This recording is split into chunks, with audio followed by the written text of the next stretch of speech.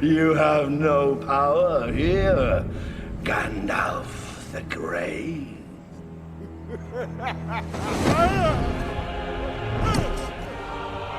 I will draw you, Saruman, as poison is drawn from a wound. Chapter 3. You have no power here. Hey everybody, welcome back. This is Chapter 3 of our Lord of the Rings, The Two Towers classic 7-part podcast. Today, we're going over Pappy's lovely little timestamp number here. That's right. He gave me a great section. It's not correct. Oh my god. Bookended with 2 great Gandalf pep talks. And Pappy left us off with the last one. We're going to start out with what we kind of dubbed our A-plot last time, which is Frodo and Sam with Smeagol in tow, or rather leading them to the Black Gate. Stevie, I'm going to come over to you on this first part, I think. What do you think about the Hobbit's plan to just run into the open gate here, straight into Sauron's hands? Beeline it. Okay, so I think there's even a more extended cut, because only a severe pothead would be like, bro, you see 1,000 soldiers right there? Yeah, you see that gate? Right when that thing opens, we're gonna zip right by him. Yeah, man. That's like the only thing that makes sense. And nonetheless, that like the people that were going into the gate look just like Shredder from TMNT. So like they're dangerous. And not just Shredder, but Shredder with eye makeup. So it's such a dangerous combo, it's such a foolish plan. It's hard to comprehend what they were even thinking. Stevie, they showed in the movie that those men can't see hobbits from 4 or 5 feet away. Inches, a mere inches. They have the invisibility cloak. No, before he put the cloak over Before him. that, no, you're right. Not only that, they can't see them falling down. That's like would be so obvious, and all that dust would be coming up, and the rocks would be falling. Yeah, it's bad. They're Yeah, bad. hobbits are closer than they appear. Like, when it shows them up close, like, you realize how close these wild men are. Like, you think they're kind of far away because there's some, like, camera trickery, but when they walk up, it's only a few steps away, man. It just tells me that, like, whoever made these helmets were like, hey, guys, these things will stop an axe, they'll stop a sword, but you cannot look down. That's the only drawback to this. Big drawback to this helmet design. It's incredible, and I completely agree with you guys. I watched this part like 6 times. Like, what is the perspective here that they're so fucking close, and he just throws the cape over themselves? I'm not sure who the biggest Harry Potter fan is here. Brett, I think I'm gonna come over to you. Josh? Books-wise? Yeah, books-wise, me. I'm sure of it. So I'm books-wise. Well, Brett, I'm gonna come to you since you're also steeped in Lord of the Rings. Where are we at here with comparing Harry's cloak to one of these elven cloaks? Did they just clone it 8 times? No, I mean, Harry, let's be honest, Harry's cloak's a lot better. But, way better. Because, I mean, they said, I don't think these cloaks could protect us in there. Yeah, Harry's could. They just walk right in there, tiptoe in there, right up Mount Doom, movie over. But don't get me wrong, it's got good properties and everything. It's a good cloak. Harry couldn't just whip it out from two feet away and be covered immediately, though. That's some whack shit. Yeah, but the hobbits are relying so much on the orcs' bad vision plan, health insurance, no contacts. True. Corey, I'm going to come to you on the last point for this scene, I think. We talked a little bit last part about how, what Smeagol's true intentions are here and, what his end goal is kind of. When he leads them to the Black Gate, he's kind of in the background, but he's freaking the fuck out. He's panicked. It's fraught. And to me, it's pretty clear that he's not actually going to let the ring get in there without him getting it somehow. What do you think his state of mind is here? Yeah. He's a little shithead. He wants the ring. That's kind of always been the weird thing to me about, having him involved, because they know that more than anything, he wants the ring. So eventually he's going to try to fuck them over. It's inevitable. But I guess they have no other choice. They're in a desperate situation. I wanted to quickly mention the gate itself. It's so fucking cool. Like, It is. this place is epic. The gate is like huge, and it can't be opened like the way the Gondor gates can by like men. It has to be opened by giant fucking trolls that just have to stand there all day until it's their turn to open the gate, which is pretty crazy. It is pretty intimidating. Is it economical though? Yes. What do you mean? That troll's got to get bored though, right? Apparently. It's not very fast. Slave labor, man. Definitely. At a point. Did they ever draw a comparison between like the Black Gate versus Helm's Deep? I know we'll get to that in a little bit, but like, is one more impenetrable than the other? The Black Gate seems pretty legit. I agree with Corey here. Blackgate doesn't have a big water vent in the side of it. So I mean, this is going into the next movie a little bit, not too much, but like when Aragorn and the guys from Gondor appear at Mordor to challenge Mordor, they just sit in front of the gate and everyone from Mordor just spills out. Like, it's so not fair. Because when the orcs go to Helm's Deep, like, they got to try to penetrate the walls and the gates and stuff. I don't know. That always seemed like a little bit of a cop-out to me. Because the men, they can't get through that gate. They have no fucking chance. Yeah. It's not supposed to be easy, The arrogance of Sauron. Well, I mean, they just open the gate. That's like the way they write themselves out of it. They just open it and they have the orcs come outside. it's its only flaw. Not a master tactician. Okay, we're going to skip over our B plot, which is Gandalf and company. We're going to go to the C plot for a quick interlude here. Stevie, you mentioned that Sam might be a pothead for suggesting they just run for it. We actually visit our favorite potheads here in the forest, Merry and Pippin. Mikey, come to you on this one. Does it seem like Pippin had a dream about just smoking ditchweed? Is that what he was talking about? I don't remember this part much at all until today. So Pippin, which is which? Mary is the one drinking the water. Taller. Pippin's Or is he the the tall one? one, yeah. Taller than who? Yeah, Pippin, I guess, has just been watching Mary sleep and drinking water, and I guess it's making him grow a little bit. It's magical in some way, and then Mary wakes up and he's kind of like, hey, you look a little bit different. You look a little taller than me. I've always been the tall one. I guess it's not explained, but the water is just making everything grow at a much faster rate and making Pippin grow. It's what the Ents drink and stuff. It's like their essence of... It's Ent piss. Well, it tastes good. Okay, so Pippin's chugging it like Gatorade, just loving it, getting taller, burping, stretching out. But then when Mary goes to drink it, he like screams at him not to drink it. That's what I don't understand. Like, why don't you share this with your pal? He's a greedy little He bastard. wants to be the taller He wants to be one. 5'7". There's plenty. There's plenty of water. He wants all the water. That would be a trip for Sam and Frodo when they show up and they're both like 6'1".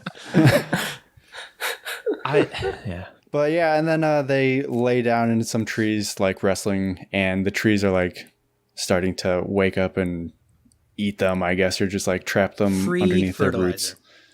roots. This might be, again, I hadn't seen the extended edition before, and I think this is one of the worst extended scenes in the movie. Yeah. This seems just thrown in there.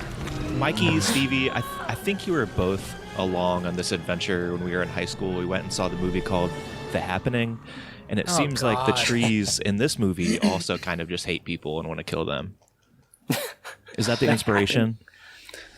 Well, I mean, obviously The Happening is a love letter to this extended scene, but very obvious. But like this scene, more than most, because I know we'll get to later in like later episodes, but like there's some halting scenes within the extended edition, and I feel bad. like whatever momentum was like leading up to this scene right here, like this just brings it to an immediate screeching halt. You should not be weaking.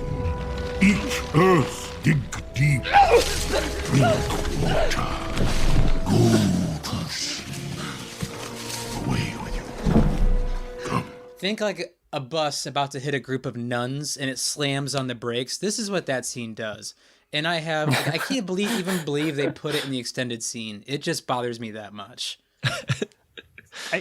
Yeah, it caught me really off guard because I was like, there's no way this was in the original, like, theatrical cut. And I was like, I don't think I've ever seen this before. And it's not that great, but it does stick out way more than it should. So I think that's a couple days ago, we talked about which ones are our favorites of the trilogy. And I think the reason in my mind that I put Two Towers last is because of the Ent stuff. Not that it's awful, but it's just not as good as everything else. It's less good. I was shitting on the Ents last episode, but I do like the second part of it when they're talking about the Ent wives. I think that part's a little like sad and sweet, and I knew it complete. You know, I like that little part. When I wore younger man's clothes.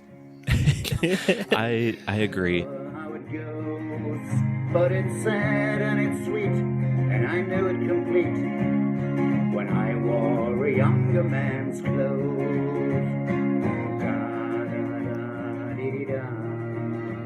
For the book readers on the call, is enting, like he talks about going to like an enting in the past, is that just a big tree orgy? No. It sounds like Remember, yes. they don't have It sounds like yes. Like the tree is in rut. That's what it sounds like. Maybe they're all like men. Not that there's anything wrong with that, but I don't think they like. They literally you were talking about the Antwives. They like lament. He talks about the Antwives all the time and how sad he is that they haven't seen him in so long. System beat off all the time. He gets he gets pretty hyped when he talks about the enting though. Back in the day. Unfortunate. Yeah, very problematic memories from Treebeard. What are you calling it, Jordan? He talks about like an enting when they're used to like. Isn't it the Ent Moot? That's what they're traveling to right now. Yeah. Ent Moot. Get That's it also straight. an orgy. No. It's the extended edition. XXX. It's Peter Jackson's private cut. All right, back to our B plot, which is Gandalf, Aragorn, Legolas, and Gimli. They are traveling to Edoras. Josh, I'll come to you on this one. Do you look for welcome in Edoras? It used to be more welcoming, I've heard. But seriously, every time they say Edoras, I get reminded of Big Lebowski Pederast. Same. What's a pederast, dude? That's how I remember that. Worm tugs, dude. Worm tongues. I don't know. Do you want me to set up the scene a little bit? Please. You know, Rohan's guards are all men, but the kingdom's kind of slowly being taken over by this evil, and that's mostly Grima Wormtongue. And I think, like, the big thing here, Jordan, is that they let Gandalf through the gates with his staff, or into the king's hall with his staff, and like, he's been around before. So they know what wizards do. This is Middle Earth. That's actually part of the reason I wanted to throw it to you, Josh. As the resident old man, like, have you ever like faked a limp and used like had to like make an excuse and had a local elf like help you into the hall Get that like senior this? discount. Yeah, exactly. Like he's really Blue laying Bird it on special. thick here to get in with his staff. No, but I think trying to think of a personal anecdote. I feel like I don't want to say that one. Just shuffle through them. No, Jordan, not really. Oh man, wow. Where Josh denied a pregnant woman a seat on a bus, faked a knee injury. Speaking of pederast, Grima's trying to fuck, isn't he? Sheesh. Am I right that it seems like he almost tricks Eowyn into kind of getting with him in that scene? Really? Greasy worm tongue. When all your life seems to shrink, the walls of your bower closing in about you. So fair, so cold,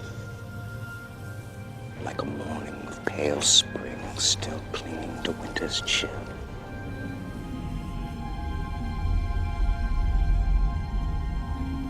Your words are poison. Corey, what do you think? Ah, man, I don't remember it going. I remember he was trying to like woo her a little bit, and she's like, "Get the fuck out of my face, dude." And then he's kind of like, "Oh yeah, well, who's gonna help you?" And that's kind of like Dennis Reynolds-y. That's kind of the implication. The implication. Doesn't he like look down at his boner too in shame? Shame. He's not exactly Aragorn, yeah. They don't call him Wormtongue for nothing. Ugh. He actually has Wormtongue has a couple pretty good lines in this scene to me, like, "A just question, my liege."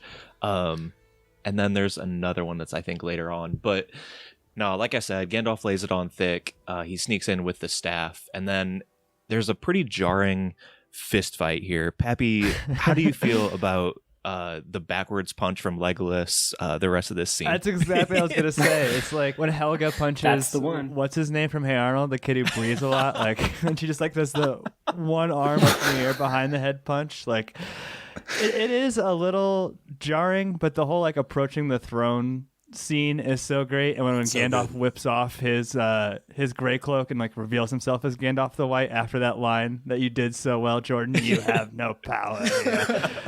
It's just freaking awesome. That transition where he hit Theoden in the head with the staff, and then Saruman goes like flying in his tower. I love that. He cut. goes flying across the court. Yeah, you hear the sneakers More squeaking. The Jim Sneaker squeaks is so awesome.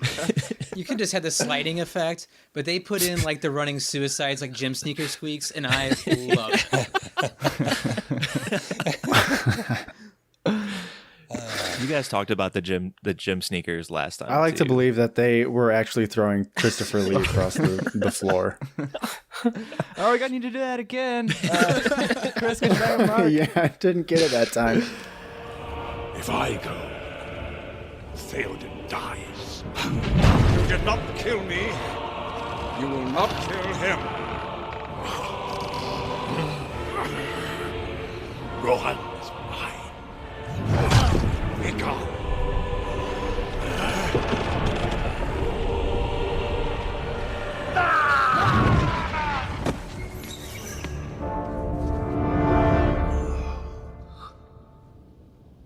So yeah, Theoden kind of comes back.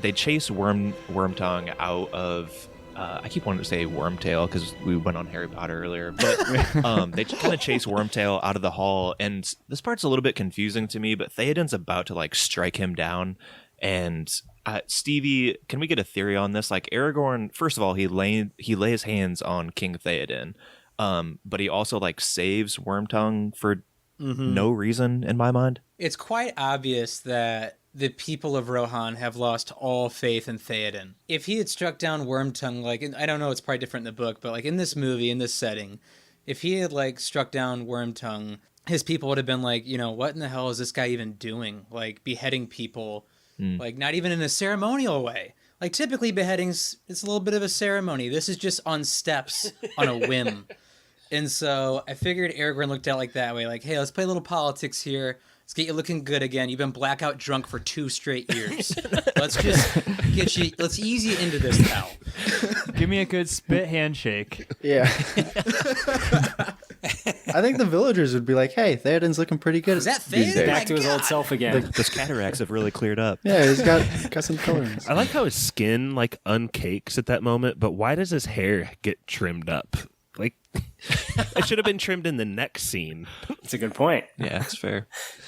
And Grima gets fucking launched, man. He gets that thrown. hurt. You guys always think about how much that would hurt. Yeah. Like, he goes right on those stairs, like right on the corners of them. Yeah, that would It's hurt. like Jazz from Fresh Prince. This is so bad, but one of my favorite parts of this whole movie is like the 2.5 seconds that Grima's just on the ground writhing. In pain. Yeah, oh no, for sure. It's totally cool. I'm watching it in a small window. That just happened. Why? I don't like. Just give him a poke. I agree. Prove he can bleed. And definitely don't give him a horse. Yeah, well, yeah, you don't What have the to fuck? kill him, but you can like put him in jail. Yeah, leave him stranded. He's clearly very dangerous. Like yeah, at least wait till you're figured out this Saruman problem. Like You know he's just going to go tell Saruman everything. And he does. A little waterboard, get some info. Come on. Oh, come on. The gang solves the Sauron problem. So Theoden's back, but unfortunately his son has died over in the next room over there. It's interesting to me because they have a pretty nice funeral for him, but it was pretty noticeable, knowing what comes later, that they bury him with a pretty nice looking sword. Pap, I feel like they could have used that sword later on. Yeah, especially when they get to Helm's Deep and they're fighting with like pitchforks and whatever they can muster. Tradition is tradition, man. I don't know. I don't feel a lot in that scene because we don't ever spend any time with the son, right? So it's hard to grieve someone we never really knew. But the music is fantastic, like the look with like the hills and the flowers and stuff, and like. Yeah. Well, apparently there was no CGI in like those landscape shots. Like when they zoom out and they show the mountains, like that's just like how remote they were. That's like 100% natural like landscape, which is pretty crazy. So I do like that whole sequence. One thing that's kind of interesting though is that death in the books takes place like a couple of weeks or months before they even get there. So one of like the changes people like complain about is that they like change the date of that son's death. But if you think about it from like a movie making perspective, I know you didn't feel much, but at least it makes sense to show that this king is like so unaffected that even his son dying. Yeah, that's good. Like he's, you know what I mean? Yeah, and then like he's absolutely devastated. Like, yeah, Brett, did you say you didn't like the song? Brett, did you say you didn't like the song? Brittany and I both like looked at each other and she said, "It's a good thing this scene was cut." And I was like, "Definitely." I like it. I think it's cool. Unexpected. It doesn't start strong, but I think it, after a few seconds. It's got a lot of heart. I'll give you that. Just maybe not a lot of pitch or tone. Does anybody know what language that she's singing in? Beloquen hafath freone frecan fothan sendet yet shulon singan pleomen soriende. She's singing in Icelandic. I was gonna say she's singing. It would be so awesome if she was singing Icelandic. Something Nordic, probably. I think it's Old English, and I think it's might even be pulled from Beowulf partially or something like that.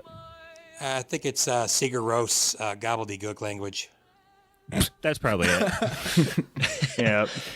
One of the other things I wasn't sure about, but he says something about like the flowers on the graves. Is there significance to that? Is it in the books, Brett? No, I don't. I just thought the whole significance of that was he's going to be buried on his forefathers, and now he's like that's the goal, but instead he's burying his son. So it's kind of like someone saying, the worst thing to do is bury a child. That. Yeah. Not to butt in, but those are called the symbol mini, and that might come into play in trivia later. Oh, wait, they're called symbol mini. It's a really crazy word. Like symbology. Simple harmony. I don't think that's right at all. Okay. They're in the middle of this funeral. Well, I guess not the middle, but the end. The father is grieving, and this asshole kid and his sister ride up and interrupt the grieving process here. She's got the most annoying voice. Street urchins. Where's mommy? The kid falls off his horse, and he eventually they Drama king. kind of take them up and feed them some of the gross stew. And they find out that there are wildmen moving across Rohan. I think I finally put it together on this rewatch. The Westfold. That was the Westfold that fell, right? Like where those kids came from. That was no the idea. Westfold? I think so. Bum, bum. Where was fucking Gondor? In Gondor. Exactly. Oh, wait, that's what... Yeah, but the kids basically bring the bad news. Where was that Theoden when the Westfold fall? Yeah, no one knew the He's sitting on his Westfold was going to chair. fold. Sorry, Corey. It's all good. We learned that the Uruk-hai are coming from Saruman's hangout, and basically Rohan has to do something, and what King Theoden lands on is to retreat to Helm's Deep, which is this epic fortress they have that's supposed to be like unpenetrable, safest place you could be in Rohan, especially if there's an army coming in.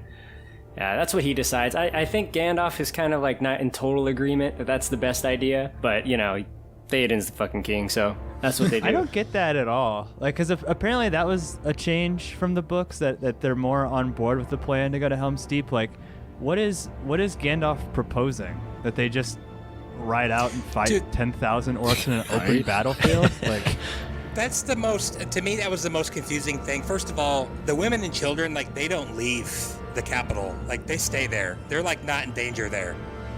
And then, like, everyone rides out, and, like, Theoden's got this, like, bloodlust where he's like, let's go fight, and everyone's trying to convince him, like, you need to go with your people and defend Helm's Deep or whatever. And he's like, no, I need to ride out. Like, he's just, like, itching. And then Gandalf eventually convinces him to go back. Like, it's like, I don't really know what Gandalf's doing still, and I just listened to it recently. Do you know, Corey? No, and they like, the women and children don't go, and they just like all decide, like, Eowyn's gonna like lead. Like, everyone loves her, and they've said that if he dies in, what's the crap? Éomer? Yeah, if Éomer dies, then Eowyn's gonna be like their heir, because everyone loves her, and even though she's a woman, like, she'd be perfect. So it's kind of weird, but yeah. I was thinking about this too, like, this is a huge question for me, and the only thing I could think of is Gandalf's thinking, like, for the survival of mankind's species, it's, like, better if Rohan riders just go out and try to attack and give the townsfolk people to just, like, scatter across the earth or something. That's the only thing that made sense to my brain. I was doing a little research. You guys said, what did you say, something about the West something? The Westfold? Westfold. I was doing a little research, and it looks like that's who helped them win in Helm's Deep. So whether that's like that in the movie or not, they helped turn the tide of the war. So the scale of this movie, like when they show Gondor from high up later, and when they show like the amount of townspeople there are, it seems like men are already down to like their last couple hundred dudes. Yeah. Erkenbrand at the Westfold. Yeah, this area of their holdout is not great. It looks pretty flimsy, I would say. But like I said, this part is kind of ended by another pep talk. Gandalf kind of talks up Aragorn here. He's like, the defenses must hold. And Aragorn tells him that they will. Josh, do you want to give us this last line as you take us into trivia here? I don't know, man. He says something like, wait 5-ish days at the Helm's Deeps. Is that what he says? I don't know. Oh, yeah, word for word. On the dawn of the 5th day, look for me from the Helm's Deeps. Yep, that's the line. Verbatim. Look to my coming. At first light on the 5th day. At dawn, look to the east. Yes, but yeah, Gandalf rides off, leaving the other guys to help the people of Rohan get to Helm's Deep. It's a long walk. Josh, you got trivia for us? I do. Thank you so much. Let's get to trivia. I teased it earlier.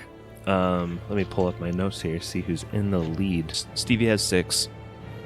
Okay. Corey and I both have 5. Yes. Brett has 2. 12. Pap Dog has 1. Nice, Pat. Mikey has Nero. Jordan, you sure I don't have 2,000? We have 5. I think we're all in single digits still 1,000. here. Let me double check. Okay, so since Mikey's in last, Mikey, do you want to go first or last? What game are we playing? It's closest to. Oh, no. I'll go last. Good thinking. Pappy, Okay, first or last. since you are way down there too, do you want to go second to last or first? Oh. Second to last. And Brett, do you want to go third to last or first? Third to last. Third to last. Stevie, you are first. I'll go first. I'll volunteer first. Let's go. Let's set this tone. We talked about the town of Pederas earlier. Edoras has burial mounds, and seemingly, if you count the mounds, it shows you how many generations back it's been since like the originator of Rohan established the kingdom. So the movie is actually true to the books here.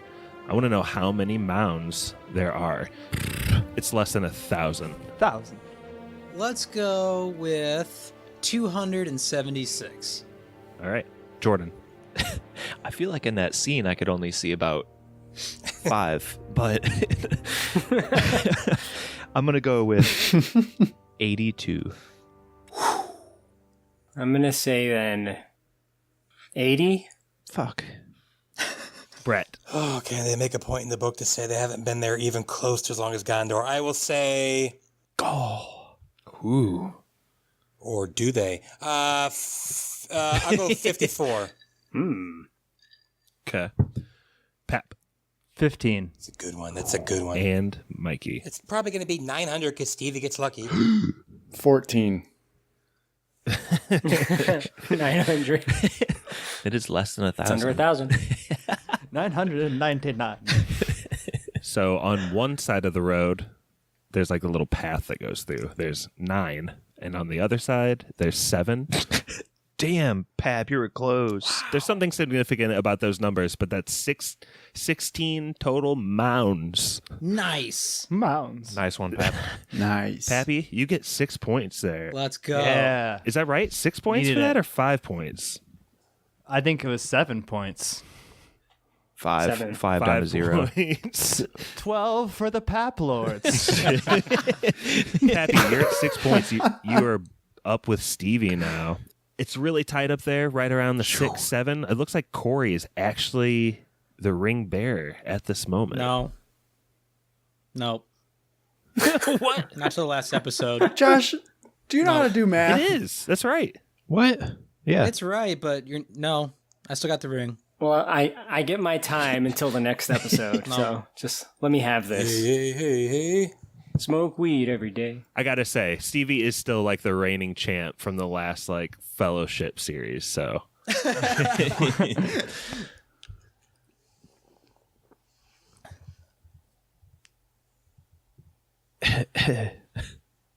Are we What? done with that one? Is that it, Josh? Back to Jordan. yeah, that's the standings.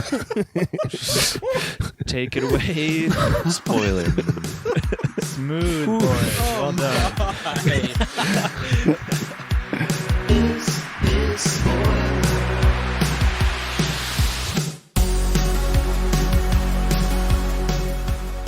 Spoiler Man here. Our Instagram is Podcast Spoiler. It's lit. The Billy Joel cover you heard in this episode was by YouTube user Blue Ridge 1961. His Piano Man cover video has like 18 views. Maybe give it some love.